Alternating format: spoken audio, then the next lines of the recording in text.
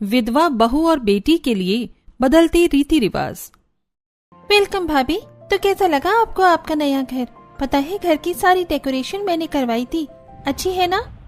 सरस्वती, आप तो तुम्हारे आराम के दिन शुरू हो गए हैं।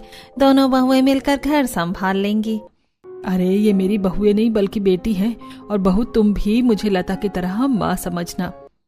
मेरी सास कितनी अच्छी है ना, ये तो टीवी सीरियल वाली सास की तरह बिल्कुल नहीं है जो अपनी बहू को टॉर्चर करे। इन्होंने तो मुझे पहले दिन ही अपनी बेटी मान लिया। चलो भाई, अब हम सब मिलकर बरखा को उसकी शादी का तोहफा देते हैं। बरखा, ये लो मेरी तरफ से। मैं पिछले महीने बनारस गई थी ना, तो वहां से तुम्हारे लिए बनारसी साड़ी लेकर आई हूँ। अपने पहले करवा चौथ पर तुम यही पहनना। बरखा के ससुराल वाले और मौजूद रिश्तेदार मेहमान सभी बरखा को तोहफा देने लगते हैं। मैंने इसमें तुम्हारे लिए काफी खास चीज रखी है, बताना कैसी लगी।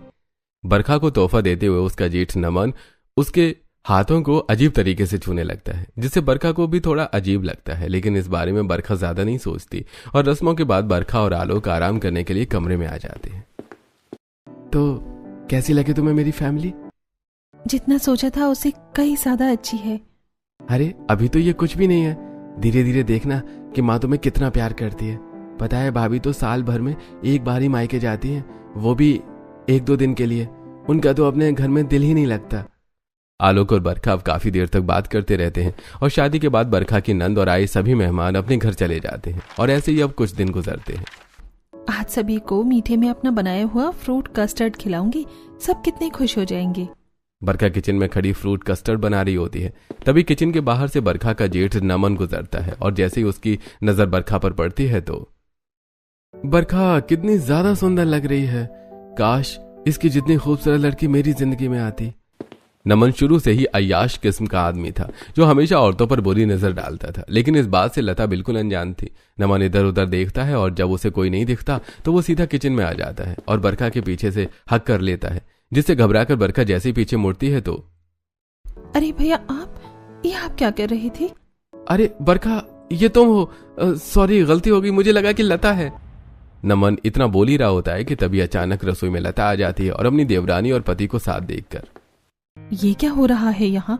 लता, तुमने और बरखा ने आज एक ही कलर की साड़ी पहनी है ना, तो मुझे लगा कि तुम हो, इसलिए मैंने पीछे से इन्हें हक कर लिया।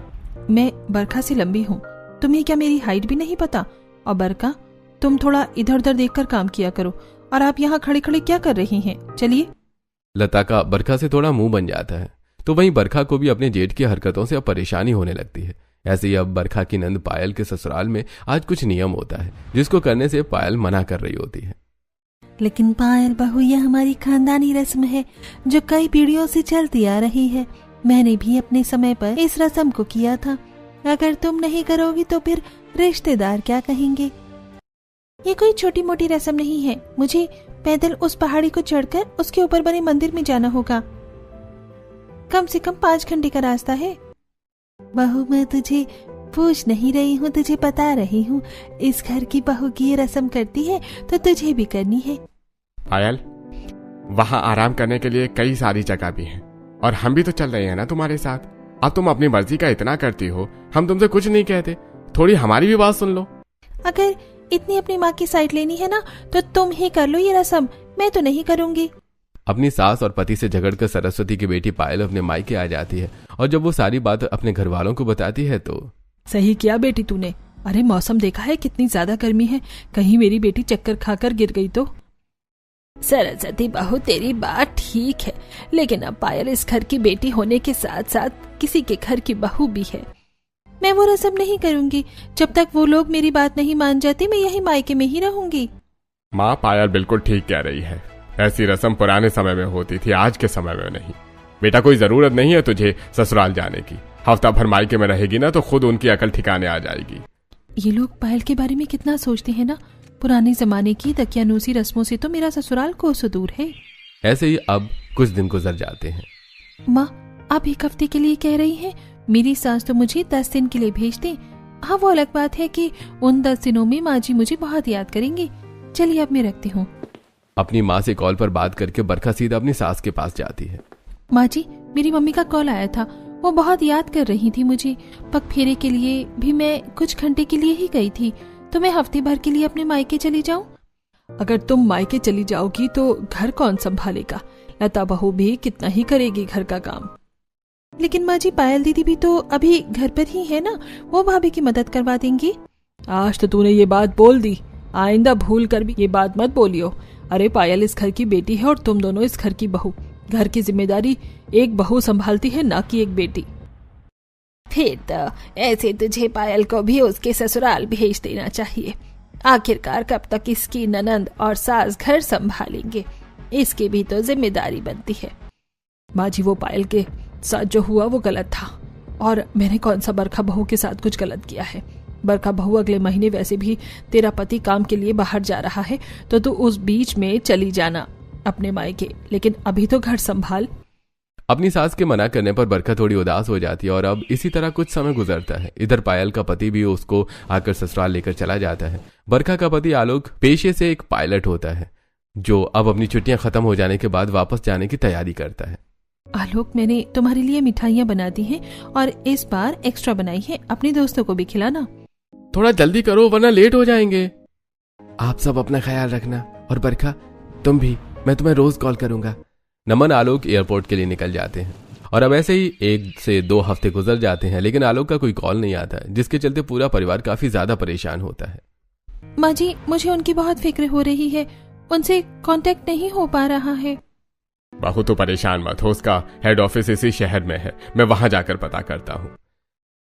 इससे पहले वो लोग कुछ कहते कि तभी कमलेश को फोन बजता है और उसे एक खबर ऐसी मिलती है जिसके बारे में उसने कभी सोचा भी नहीं था। प्लेन उड़ाने का दौरान आलोक का इंजन फेल हो जाता है, जिससे उसका प्लेन सीधा एक पहाड़ी से जा टकराता है और इसी हादसे में आलोक की मौत हो जाती है। आलोक की मौत से पूरे परिवार को एक गहरा सदमा पहुंचता है। अब मुझे ऐसे छोड़ के नहीं जा सकती। अभी आपने वादा किया था मुझसे कि जिंदगी भर मेरा ख्याल रखेंगे। उठिए ना आलोक, उठिए। हे भगवान, तूने मेरे जवान बेटे को उठा लिया। अरे मुझे अपने पास बुला लेता। अभी तो मेरे बेटे ने ठीक से दुनिया भी नहीं देखी थी। पूरा परिवार शोक मना रहा होता है कि तभी इसी बीच शोक के बीच में कुछ औरतें। देख रही हो कमला बहन, इनकी बहू को आए हुए भी 2 महीने भी नहीं हुए थे और कैसे ये अपने पति को खाकर बैठ गई। मुझे तो लग रहा है इसके कदम ही अशुभ हैं। और नहीं तो क्या, लगता है इसकी कुंडली में मांगलिक दोष था, तभी तो पति को खा गई, वरना अच्छा खासा हट्टा कट्टा इंसान सालों से प्लेन उड़ा रहा था। आज तक तो ऐसा कुछ भी नहीं हुआ था। उन औरतों की ऐसी बातें सरस्वती के कान में पड़ जाती हैं, तो वहीं आलोक के अंतिम संस्कार के बाद बरखा चुप चुप रहने लगी थी और ऐसे ही कुछ दिन गुजर जाते हैं। मंदिर से पूजा करके बरखा लौट रही होती है कि तभी होली के बाद भी होली खेल रहे कुछ शरारती बच्चे गलती से बरखा की सफेद साड़ी पर रंग डाल देते हैं, जिसे देखकर अरे बच्चों, तुम लोगों ने ये क्या किया? मुझ पर रंग क्यों डाल दिया? बरखा जल्दी जल्दी घर आती है और इससे पहले वो बाथरूम जा पाती कि तभी बरखा की सास और जेठानी जो हॉल में बैठी थी वो उसे देख लेती हैं। बरखा बहू, क्या है ये सब? तू भूल गई अब तो सुहागन नहीं एक विधवा है। तेरी हिम्मत कैसे हुई रंग को अपने शरीर से छुआने की? माँ जी, बच्चों ने गलती से रंग डाल दिया था। बच्चों ने डाला था या खुद डलवाया था तुमने? माँ जी, ये इसने जानबूझकर किया है। अरे अभी तो आलोक की अस्थियों का विसर्जन भी नहीं हुआ है और तुम ये सब करने लगी हो। मैंने सोचा था विधवा हो गई है तो चुपचाप से एक कमरे में पड़ी रहेगी, लेकिन मैं गलत थी। अब लगता है मुझे पुराने समय की रस्मों को करना ही होगा। संतोषी 3-4 मजदूरों को बुलवाती और बरखा का सारा कमरा खाली करवा देती है और अब बरखा के कमरे में सिर्फ एक चटाई, चादर और एक पानी से भरा मटका होता है। ये सब देखकर संतोषी, बहू तेरा दिमाग तो खराब नहीं हो गया है? तूने बहू का सारा कमरा खाली करवा दिया। अरे बहू सिर्फ विधवा हुई है, मरी नहीं है। माँ जी, जो चीज मैंने अब की है वो चीज तो आपको बहुत पहले ही कर देनी चाहिए थी। एक विधवा की जिंदगी ऐसी ही होती है। इसकी जिंदगी में ना कोई खुशी होगी और ना ही रंग। ये जिंदगी भर ऐसे ही रहेगी।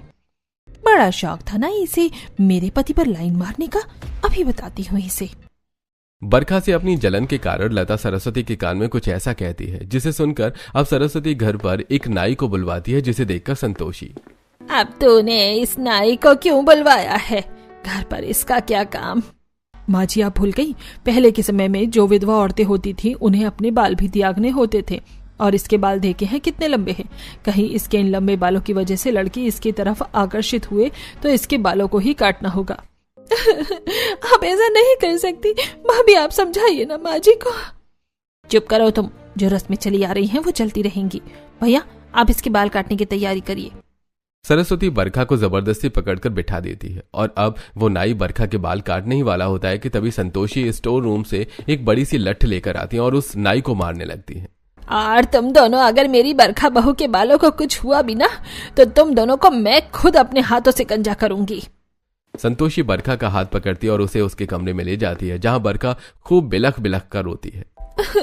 अम्मा, माँ जी, तो मुझे अपनी बेटी मानती थी ना, तो ये ऐसा क्यों कर रही है मेरे साथ? क्या पति के जाने के बाद औरत का कोई अस्तित्व नहीं रहता? हम विधवाओं को खुश रहने की इजाजत है ना? अब मैं भी क्या कर सकती हूँ बहू, ये रस्में सालों से चली आ रही हैं, लेकिन तू चिंता मत कर, जब तक तेरी दादी सास जिंदा है ना, तेरे साथ कुछ बुरा नहीं होने दूंगी। पुराने समय की होकर भी संतोषी बदलते वक्त के साथ नए जमाने में ढलने लगी थी, लेकिन बरखा की सास सरस्वती की सोच काफी ज्यादा दकियानूसी थी। इसी तरह अब दिन गुजरने लगते हैं और बरखा की सास और जिठानी उसे पुराने समय की विधवा औरतों जैसा जीवन जीने पर मजबूर करती हैं। ऐसे ही एक दिन, पायल बेटा, अब दामाद जी की तबीयत कैसी है? पहले से ठीक तो है ना? मैंने उनके लिए भगवान से प्रार्थना करी थी और मन्नत भी मांगी थी। उनका हम समय से इलाज करवा रहे हैं, लेकिन फिर भी उनकी तबीयत में कोई सुधार नहीं आ रहा है। मुझे तो काफी डर लग रहा है। पायल के पति मनीष का काफी समय से तबीयत खराब चल रही थी। अलग अलग हॉस्पिटल में इलाज करवाने के बावजूद भी उसकी तबीयत में कोई सुधार नहीं आता है।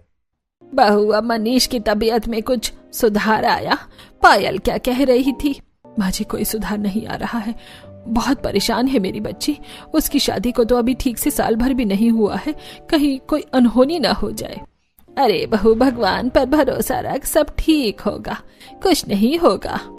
अपने दामाद की तबीयत को लेकर सरस्वती काफी ज्यादा परेशान हो जाती है, जिसे देखकर अब बरखा रसोई में जाती है और अपनी सास के लिए चाय बनाकर लाती है। माँ जी, आपका सर दुख रहा है ना? मैं चाय बनाकर ले आई थी, पी लीजिए, इससे आराम मिलेगा। मनहूस, तुझे मैंने मना करा था ना कि रसोई घर में कदम रखना नहीं है, फिर तुझे किसने कहा चाय बनाने के लिए? सरस्वती बहू, ऐसा क्या हो गया? अगर वो रसोई घर में चली गई है तो वो इस घर की बहू ही है ना, ये सारे काम तो वो ही करेगी। मेरे बेटे के मरने के बाद ये कोई बहू नहीं रही, बस इस घर पर बोझ हो गई है। पुरानी रस्मों को निभाते हुए मजबूरन मुझे इसे घर में रखना पड़ रहा है। और तो क्या खड़ी खड़ी देख रही है? जा अपने कमरे में। हे भगवान, इसने न जाने किन किन सामानों का हाथ लगाया होगा। सारा फेंकना पड़ेगा, मुझे रसोई घर को शुद्ध करना होगा। सरस्वती रसोई का सारा सामान फेंक कर दोबारा से नया सामान मंगवाती है, तो वहीं गंगा जल से सरस्वती लता के साथ मिलकर पूरे रसोई की शुद्धिकरण करती है, जिसे देखकर बरखा को काफी दुख होता है और वो अपने कमरे में बैठकर अपने पति की तस्वीर को अपने सीने से लगाकर खूब रोती है। तो मुझे क्यों छोड़कर चले गए? हमने तो 7 जन्म तक साथ रहने का वादा किया था। आलोक, मुझे भी अपने पास बुला लो, वरना मैं मर जाऊंगी। बरखा सारी रात बस अपने पति की तस्वीर को सीने से लगाए रोती रहती है और अब समय यूं ही गुजरता रहता है। तो वहीं दूसरी तरफ मनीष की तबीयत काफी ज्यादा खराब हो जाती है और उसे हॉस्पिटलाइज करवाना पड़ता है, जहां ट्रीटमेंट करने के बावजूद भी अफसोस वो मनीष को नहीं बचा पाते। हमने पूरी कोशिश की, लेकिन हम उन्हें बचा नहीं पाए। लेकिन ये नामुमकिन है, बुखार उनके सिर तक पहुंच चुका था। डॉक्टर, ऐसा नहीं हो सकता, मनीष मुझे छोड़कर नहीं जा सकते। माँ जी बोलिए ना डॉक्टर को कुछ। डॉक्टर साहब, उनकी सांस चल रही होगी, आप दोबारा चेक करिए। बरखा की तरह ही पायल को भी अपने पति की मौत का काफी गहरा सदमा लगता है और जब यह बात पायल के मायके में पता चलती है तो उनके पैरों तले जमीन खिसक जाती है। पायल मेरी बच्ची, संभाल अपने आप को, इस तरह कब तक रोती रहेगी? पायल, मैं तुम्हारा दुख समझ सकती हूँ, मैं भी इसी गम से गुजरी हूँ। दूर हट मेरी बेटी से मनहूस। पहले तो तू मेरे बेटे को खा गई और अब मेरी बेटी के सुहाग को खा गई। ये सब सिर्फ तेरे मनहूस कदमों की वजह से हुआ है। अरे और किस किस को खाएगी तू? अपनी दकियानूसी सोच के चलते सरस्वती अपने दामाद की मौत का जिम्मेदार भी बरखा को ही ठहरा देती है। तो वहीं अब इसी बीच बरखा के घर वाले जो आलोक की मौत के समय विदेश में थे, वो सभी बरखा के ससुराल आते हैं। अपनी माँ को देखते ही बरखा खुद को रोक नहीं पाती और अपनी माँ के गले लगकर खूब रोती है। बरखा बेटा, रो मत, जो किस्मत में होना होता है वो तो होकर ही रहता है। हमने बहुत कोशिश करी, लेकिन कुछ ऐसे कारण थे जिसके चलते हम नहीं आ सके। बहन जी, आलोक बेटा के जाने का हमें भी काफी अफसोस है। हमने तो उसे हमेशा अपना बेटा ही माना। भगवान आलोक बेटा की आत्मा को शांति दे। अब तो महीना भर से ऊपर हो चुका है, इसलिए हम सोच रहे हैं कि बरखा को हम अपने साथ ले जाएं। अभी उसकी उम्र ही क्या है, हम इसे आगे की पढ़ाई के लिए विदेश भेज देंगे। वहां जाकर इन चीजों से बाहर निकल पाएगी। ये आप क्या कह रहे हैं? बरखा भी इस घर की बहू है, आपकी बेटी नहीं। ये इसी घर में रहेगी। ये हमारे घर की इज्जत है, इसकी जिम्मेदारी हमारी है। इसे इसी घर में रहकर अपनी पूरी जिंदगी भगवान की पूजा पाठ में गुजारनी होगी। पढ़े लिखे होने के बावजूद भी आप लोग ऐसी बातें कैसे कर सकते हैं? सरस्वती, कमलेश, बरखा हमारे घर की बहू से पहले इनकी बेटी है, और अगर ये इसे ले जाना चाहते हैं तो ले जा सकते हैं। अभी इस बेचारी की उम्र ही क्या है।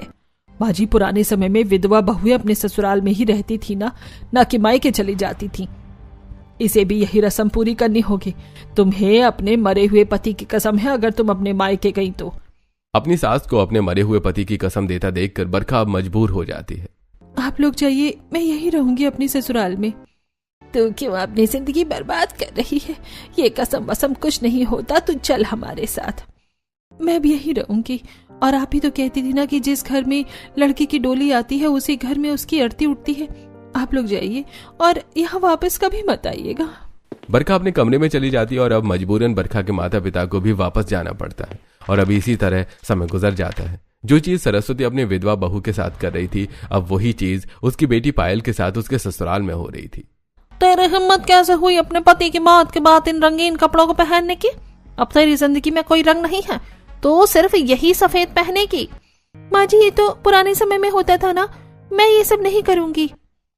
आज से कैसे नहीं करेगी? तुझे ये सब करना ही होगा। जागृति पायल के सारे रंगीन कपड़ों में आग लगा देती है और मजबूरन पायल को सफेद कपड़े ही पहनने पड़ते हैं। तो वहीं घर में सभी के साथ डाइनिंग टेबल पर बैठकर खाना खाना, बाहर घूमना फिरना, हंसना, पायल की जिंदगी से सब कुछ चला जाता है। तो वहीं आज तो जागृति अपने पुराने रस्मों को निभाते हुए पायल के बाल कटवाने वाली होती है। तभी उसी वक्त सरस्वती अपनी बेटी के ससुराल आती है और जब वो सब देखती है तो, आप मेरी बेटी के बाल कैसे कटवा सकती हैं? ये सब तो रस्म है जो सालों से चली आ रही है और इसे भी ये रस्म पूरी करनी होगी। और अगर ये नहीं करेगी तो इसके लिए इस घर में कोई जगह नहीं है। तो ठीक है, मैं अपनी बेटी को अपने घर ले जाऊंगी, लेकिन वो अपने बाल नहीं कटवाएगी। सरस्वती अपनी बेटी को सीधा घर ले आती है और जब ये सारी बात संतोषी को पता चलती है तो, खुद की बहू और बेटी के लिए अलग रीति रिवाज। तू तो बहू के बाल काटने चली थी और जब बेटी के बाल काटने की बारी आई तो तेरी ममता जग गई। वाह रे बहू। संतोषी की ऐसी बातें सुनकर सरस्वती का मुंह बन जाता है। तो वहीं जहां सरस्वती विधवा बहू को पुराने समय के हिसाब से रखती है, तो वहीं अपनी बेटी विधवा जो हो चुकी है उसको बिल्कुल नॉर्मल लड़कियों की तरह रखती है। माँ, अगर इन कपड़ों में दादी ने देख लिया तो फिर से मुझे ताने देना शुरू कर देंगी कि भाभी की तरह रहूं। अरे वो इस घर की बहू है और तू बेटी, तुझ में और उसमें काफी फर्क है। मैं तुझे इस तरह सफेद साड़ी में नहीं देख सकती, समझी? सरस्वती की सारी बातें बरखा सुन लेती है, जिससे उसे काफी दुख होता है। ऐसे ही दिन गुजरते हैं। रात का समय होता है। बरखा अपने कमरे में सो रही होती है। तभी नमन चुपके से बरखा के कमरे में आता है और जैसे ही वो सो रही बरखा के कमर पर हाथ रखता है तो बरखा एकदम से घबरा कर उठ जाती है और अपने जेठ को अपने इतने करीब देखकर, ये आप क्या कह रहे हैं? दूर हटिए, शर्म नहीं आती आपको? मैं आपके स्वर्गवासी भाई की विधवा हूँ। अरे जाने मन, शर्म की क्या बात है? मैं जानता हूँ आलोक के जाने के बाद तुम बहुत अकेला अकेला महसूस करती हो। आओ, मैं तुम्हारे इस अकेलेपन को दूर कर दूं। नमन बरखा के साथ बदतमीजी करने लगता है। खुद को बचाने के चक्कर में बरखा नमन को एक जोरदार धक्का देती है, जिससे नमन सीधा पानी के मटके पर जा गिरता है और जैसे ही मटके के टूटने की आवाज आती है तो पूरे परिवार बरखा के कमरे में आ जाता है। देखिए, सब लोग जेठ जी मेरे साथ बदतमीजी कर रहे थे। अरे ये झूठा इल्जाम लगा रही है मुझ पर। थोड़ी देर पहले इसने मुझे कहा कि मुझे आपसे कुछ बात करनी है। ये मेरी छोटी बहन जैसी है तो मुझे लगा कि परेशान होगी, लेकिन ये तो मुझे यहाँ बुलाकर मेरे ऊपर पड़ने लगी। किसी को भी बरखा की बातों पर यकीन नहीं होता और सरस्वती बरखा को एक जोरदार थप्पड़ मार देती है। अरे तू मनहूस है, ये तो मुझे पता था, लेकिन इतनी गिरी हुई भी है ये नहीं पता था। तुम्हारी हिम्मत कैसे हुई मेरे पति पर झूठा इल्जाम लगाने की? मैं तुम्हें छोड़ूंगी नहीं। संतोषी हरिद्वार गई हुई थी, इसलिए उसके पीठ पीछे पूरे घर वाले मिलकर बरखा पर काफी अत्याचार करते हैं और बेचारी बरखा विधवा रोने के अलावा और कुछ नहीं कर पाती। समय गुजरता है और आज आस पड़ोस की कुछ औरतें सरस्वती से मिलने घर आती हैं। सरस्वती तुम्हारी बहू और बेटी दोनों विधवा हैं, लेकिन फिर भी दोनों कितना अलग रहती हैं। तुम्हारी बेटी का पहनावा देखकर कोई कह ही नहीं सकता कि उसकी पति मर गए। विधवा बहू और बेटी की रीति रिवाज में तुमने इतना फर्क कर रखा है। बेटे बेटे होते हैं और बहू बहू, क्यों सरस्वती जी सही कहा ना। अरे जिस माँ ने अपनी बेटी को 9 महीने कोख में रखा है, वो कैसे अपनी बेटी को ऐसी जिंदगी दे दे। कमला जी बिल्कुल ठीक कह रही हैं। हमारी बहू भी तो किसी की बेटी है, अगर खुद उसे खुश नहीं रख सकती तो कम से कम उसे उसके मायके तो जाने दो। इतना ही दिल में दुख हो रहा है तो मेरी बहू को अपनी बेटी बनाकर ले जाओ ना। अरे वो 1 नंबर की मनहूस है, मनहूस। खुद के पति को तो खा गई, अपने ननंद के पति को भी नहीं छोड़ा। पड़ोस की कुछ औरतें सरस्वती की बात में हाँ में हाँ मिलाती हैं तो कुछ उसकी बातों का विरोध करती हैं। ऐसे ही एक दिन, रोज रोज बिन मसाले का खाना खाकर मैं तो थक गई हूँ, गले से उतरता ही नहीं है ये निवाला। विधवा वाला जीवन जीते जीते बरखा को हर दिन विधवा का सादा खाना, नमक वाला खाना पड़ता है। हर रोज की तरह सादा खाने को देखकर बरखा काफी दुखी हो रही होती है। तभी संतोषी अलग अलग पकवानों से भरी थाली लेकर बरखा के पास आती है। तूने खाना नहीं खाया ना, ये देख मैं तेरे लिए कितने सारे पकवान लेकर आई हूँ। मटर पनीर, मलाई कोफ्ता और तेरी मनपसंद जलेबी भी। लेकिन दादी जी आप यहाँ क्यों ले आई? मैं ये सब नहीं खा सकती। अरे बहू, कौन से पुराण ग्रंथ में लिखा है कि विधवा ये सब नहीं खा सकती? मैं कह रही हूँ ना, तुझे खाना ही पड़ेगा। संतोषी अब अपने हाथों से बरखा को खाना खिलाने लगती है। तभी अचानक कमरे में सरस्वती और पायल आ जाती हैं और जब सरस्वती बरखा को ये सब खाना खाते देखती है तो एकदम से अपनी सास के हाथों से प्लेट छीन लेती है। ये क्या किया आपने? क्यों अपने साथ साथ हमें भी पाप का भागीदार बना रही हैं?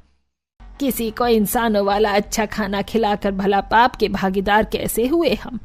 विधवा के लिए ये सब खाना नहीं बना है, आप समझते क्यों नहीं? अम्मा रहने दीजिए ना, इसलिए मैंने आपको मना किया था कि मुझे नहीं खाना ये सब। ऐसी कुछ वक्त गुजरता है। बरखा पूजा करने मंदिर गई होती है। पूजा करके बरखा मंदिर से वापस लौट रही होती है। तभी रास्ते में बरखा की मुलाकात एक रोहित नाम के लड़के से होती है। दोनों जैसे एक दूसरे को देखते हैं तो मानो एक दूसरे की आंखों में ऐसे खो जाते हैं जैसे सालों पुराना कोई इनका रिश्ता हो। अरे बरखा, तुम इतने सालों बाद दिखी हो, कैसी हो? तुम तो अमेरिका चले गए थे ना? हाँ, वो भी सिर्फ तुम्हारे लिए, ताकि कुछ बनकर वापस आ सकूं। लेकिन जब वापस आई तो पता चला कि तुम्हारी शादी हो गई है। रोहित कोई और नहीं बल्कि बरखा का एक्स होता है, जिससे बरखा का 2 साल पहले ब्रेकअप हो गया था। मैं तुम्हारे साथ झोपड़पट्टी में भी रह लूंगी, लेकिन मेरे मम्मी पापा को मेरे लिए कैपेबल लड़का चाहिए। तो यार मैं कर तो रहा हूं कोशिश। तुम पता नहीं कब तक कोशिश ही करते रहोगे। बरखा और रोहित का काफी झगड़ा होता है और गुस्से में आकर रोहित और बरखा ब्रेकअप कर लेते हैं और अब लाइफ में कुछ बनने के लिए रोहित अमेरिका चला जाता है। तो वहीं इसी बीच बरखा के घर वाले उसकी शादी आलोक से करवा देते हैं और जब सारी बात रोहित को पता चलती है तो जो हुआ वो बहुत गलत था, लेकिन इसका मतलब ये नहीं है कि तुम अपनी जिंदगी बर्बाद कर लो। अब तो बस यही मेरी जिंदगी है रोहित। बरखा अब सीधा घर आ जाती है तो वहीं अपने पुराने प्यार को ऐसे देखकर रोहित से रहा नहीं जाता और वो बार बार बरखा को कॉल करके बुलाने लगता है। अरे ये तो मेरी बात ही नहीं समझ रहा, कहीं ये तो मेरे घर ना आ जाए। बरखा पूजा करने के बहाने रोहित से मिलने जाती है, जहां रोहित बरखा को खुश देखने के लिए अलग अलग जगह पर घुमाता है। ये जगह तो मेरी फेवरेट है, पता है पहले यहाँ मैं अक्सर आया करता था। रोहित का साथ पाकर बरखा काफी ज्यादा खुश थी। तो वहीं बरखा को रोहित के बाइक पर घूमता हुआ नमन देख लेता है। मेरे साथ तो ये 2 पल खाली नहीं रहती और आ जाए इस लड़के के साथ यहाँ घूम रही है। नमन घर आकर सारी बात अपनी माँ और बीवी को बताता है और जैसे ही बरखा रोहित से मिलकर घर आती है तो सरस्वती उसे एक जोरदार थप्पड़ मारती है। यही दिन बाकी रह गए थे देखने को। अरे शर्म नहीं तुझे, मुंह काला करते हुए। मेरे पति नहीं माने तो अब बाहर के लड़के को पकड़ लिया। छी भाभी, कुछ तो शर्म करो, भैया को कहे हुए भी 6 महीने भी नहीं हुए हैं। चुप करो तुम, अगर वो जिंदगी में आगे बढ़ना चाहती है तो क्या दिक्कत है? सभी लोग बरखा को काफी खरी खोटी सुनाते हैं। तो वहीं सती सावित्री बन रही पायल, जो खुद देर रात अलग अलग लड़कों के साथ घूमकर घर आई थी, उससे किसी को भी प्रॉब्लम नहीं थी। इसी के साथ बरखा की मजबूरी का फायदा उठाते हुए नमन उसे हर रात परेशान करता था, जिससे तंग आकर अब बरखा, बस अब बहुत हो गया। मेरे मान सम्मान के साथ तो खिलवाड़ हो चुका है, लेकिन मैं इज्जत के साथ नहीं होने दूंगी। उस रात सोने से पहले बरखा अपने फोन का कैमरा चालू कर उसे कमरे की खिड़की के पर्दे के पीछे छुपा देती है और अब वहां नमन फिर से रात में आकर बरखा के साथ बदतमीजी करने लगता है। तो बरखा इस बार जोर कर चिल्लाती है और जैसे ही सभी इकट्ठा होते हैं तो बरखा उन सभी को वीडियो दिखा देती है। बरखा ठीक कह रही थी, वो आप थे जो उसके साथ इतने टाइम से बदतमीजी कर रहे थे और मैं इस बेचारी को गलत समझ रही थी। अरे मैंने भले इसके साथ ये सब किया हो, लेकिन ये सब करने के लिए भी इसने मुझे ही मजबूर किया था। माँ, आपको तो विश्वास है ना मुझ पर? अच्छे से जानती हूँ मैं इसको, इसने ही मेरे बेटे को बहकाया होगा। घर वाले चाहे कुछ भी बोले, लेकिन लता को अपने पति की असलियत पता चल चुकी थी, इसलिए अब वो बरखा के साथ ही थी। तो वहीं अपने पति से दूरी बनाने लगती है। अब ऐसे ही कुछ समय गुजरता है और निर्मला बरखा के लिए रिश्ता लेकर आती है। ये देखो अम्मा, काफी बड़ा घर बार है, लड़का भी इकलौता है। शादी के 6 साल बाद ही पत्नी एक एक्सीडेंट में मारी गई। बस घर में ये इसका 4 साल का बेटा और माँ है। ये लड़का तो काफी सुंदर है, मेरी बरखा के साथ इसकी जोड़ी खूब जमेगी। बरखा के साथ नहीं, पायल के साथ। अब मेरी पायल दोबारा दुल्हन बनेगी। सरस्वती और कमलेश मिलकर पायल की शादी कर देते हैं और बेचारी बरखा अपना विधवा का ही जीवन जीने लगती है। शादी के बाद जहां पायल को घर की सारी जिम्मेदारी और अपने पति रंजीत के बेटे मोनू को संभालना था, तो वहीं पायल इन सभी जिम्मेदारियों से दूर बस अपने ऐशो आराम पूरे करने में लगी रहती है। माँ, बहुत भूख लगी है, खाना दो ना। मैं कोई तेरी माँ नहीं हूँ, और इतनी भूख लग रही है तो जाकर अपनी मरी हुई माँ से मांग।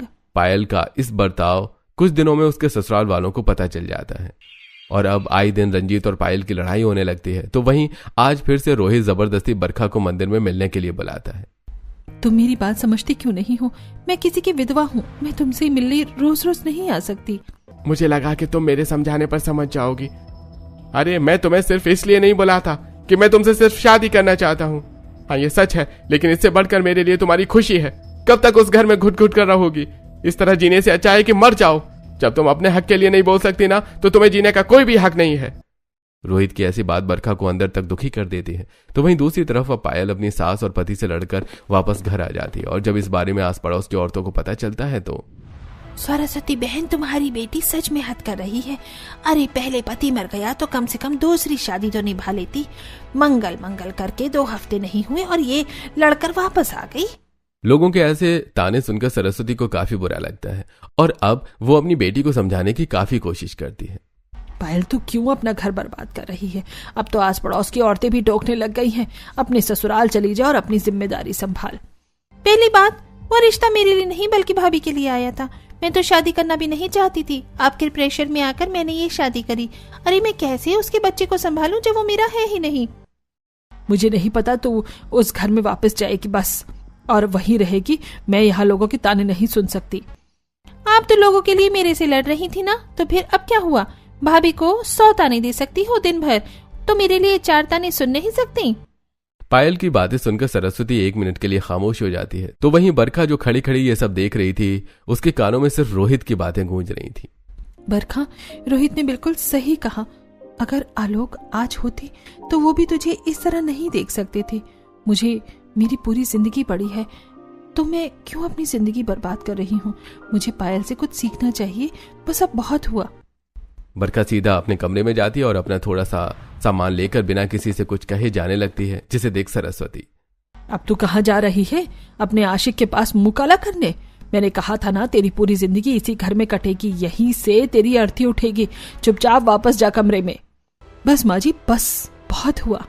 मेरे पति के जाने से मेरी जिंदगी कैसे रुक सकती है? जो इस धरती पर आया है उसे एक ना एक दिन वापस जाना ही है, लेकिन इसका मतलब ये नहीं कि उनके चले जाने के बाद मैं अपनी जिंदगी बर्बाद कर लूं। ये मेरी जिंदगी है और इसका फैसला भी मैं खुद ही करूंगी। जिस बरखा ने आज तक अपनी सास के सामने ऊंची आवाज से बात भी नहीं की थी, उसी बरखा का ऐसा बदलता रूप देखकर सरस्वती तो दंग रह जाती है। बरखा बहू, तेरा दिमाग तो नहीं खराब हो गया? ये तू किस तरह से बात कर रही है? भूल मत, मैं तेरी सास हूं। माँ जी, मैंने तो आपको अपनी माँ माना था, लेकिन आप तो सास कहलाने के लायक भी नहीं है। मुझे तो आप इस घर में अपनी बेटी बनाकर लाई थी ना, और कोई माँ अपनी बेटी के साथ ऐसा सलूक करती है? माँ जी, बरखा बिल्कुल ठीक कह रही है। वो क्यों अपनी पूरी जिंदगी बर्बाद कर रही है? अगर आलोक की जगह बरखा मर जाती तो क्या आप आलोक के साथ ये सब करती? ये तू बोल रही है? अरे तू तो खुद इसे नापसंद करती थी। हाँ, लेकिन उसे एक बहुत बड़ी गलतफहमी थी जो उस दिन दूर हो चुकी है। बरखा बहू, तुझे जीने का पूरा हक है। जाने से पहले आपसे एक सवाल पूछना चाहूंगी। क्यों ये समाज अपनी दकियानूसी सोच के चलते हम विधवा के साथ ऐसा बर्ताव करता है? ना हम अपनी मर्जी का कुछ खा सकते, न पहन सकते, न किसी से हंस कर बोल सकते हैं। कौन सी किताब में लिखा है कि पति के मर जाने के बाद उसके विधवा के साथ ऐसा सुलूक किया जाए? वो तो अच्छा हुआ कि ये शहर है, वरना आप लोग तो मेरा दाह संस्कार करने से भी पीछे नहीं हटते। क्या विधवा औरत को इस समाज में खुशियों से जीने का कोई हक नहीं है? बोलिए ना माँ जी, जवाब दीजिए। बरखा कई महीनों से अपने दिल के सारे दुख को अपनी बातों और आंसुओं के जरिए बाहर निकाल देती है। बरखा की ऐसी हालत देखकर संतोषी और लता की आंखों में भी आंसू आ जाते हैं और वो लोग उसे वापस कमरे में ले जाते हैं। तो वहीं सरस्वती बिना कुछ बोले अपने कमरे में चली जाती है। ऐसे ही अगले दिन आखिरकार मैं अपने हक के लिए खड़ी हुई। भगवान, अब बस आप मेरा साथ देना। बरखा पूजा करके जैसे ही घर लौटती है तो देखती है कि कुछ मजदूर उसके कमरे का पुराना सामान वापस कमरे में लगा रहे हैं। ये तो मेरे कमरे का पुराना सामान है। भैया, ये आप सामान मेरे कमरे में क्यों रख रहे हैं? अरे वो मालकिन ने बोला था सारा सामान कमरे में रखने के लिए। उस मजदूर की बात सुनकर बरखा काफी हैरान हो रही होती है कि तभी सरस्वती अपने कमरे से बाहर आती है। ये सारा सामान मैं वापस तेरे कमरे में रखवा रही हूँ। अब तुझे विधवा जैसी जिंदगी जीने की कोई जरूरत नहीं है। तू पहले की तरह ही अपने पसंद के कपड़े पहन सकती है, घूम सकती है, और तुझे इस घर की विधवा बहू बनकर रहने की कोई जरूरत नहीं है। अब तू इस घर की बेटी बनकर रहेगी। ये आप क्या कह रही हैं? कल तेरी बातों को सुनकर मुझे एहसास हुआ कि मैंने अपनी विधवा बेटी और विधवा बहू के रीति रिवाज में कितना फर्क कर दिया। जब मेरी खुद की बेटी के बाल कट रहे थे तो मेरा कलेजा कांपने उठा था, और जब मैं तेरे बाल कटवाने वाली थी तो मुझे बिल्कुल भी एहसास नहीं हुआ। भगवान न करे अगर कल को मेरे साथ ऐसा कुछ होता तो। बेटी सिर्फ कहने से नहीं, दिल से मानना भी पड़ता है, इसका मुझे अब एहसास हो गया है। सरस्वती की बातें सुनकर बरखा की तो खुशी के मारे आंखें भर आती हैं और उसे अभी तक अपने कानों पर यकीन नहीं होता। तो वहीं पूरा परिवार मिलकर जल्दी बरखा और रोहित की शादी की तैयारी शुरू कर देते हैं और आज धूमधाम से एक ससुराल अपनी विधवा बहू को विदा करता है। मैं तो सरस्वती बहन को क्या समझती थी और ये क्या निकली, सास हो तो ऐसी। माँ, मैंने अब सोच लिया है कि मैं वापस अपने ससुराल जाऊं। बेटा, ये तो तूने बहुत अच्छा सोचा। मैं बहुत खुश हूँ तेरे लिए। पायल ससुराल चली जाती है तो वहीं दूसरी तरफ अब बरखा रोहित के साथ खुशी खुशी रहती है और इसी के साथ एक विधवा बेटी और बहू दोनों की जिंदगी आखिर में संवर जाती है।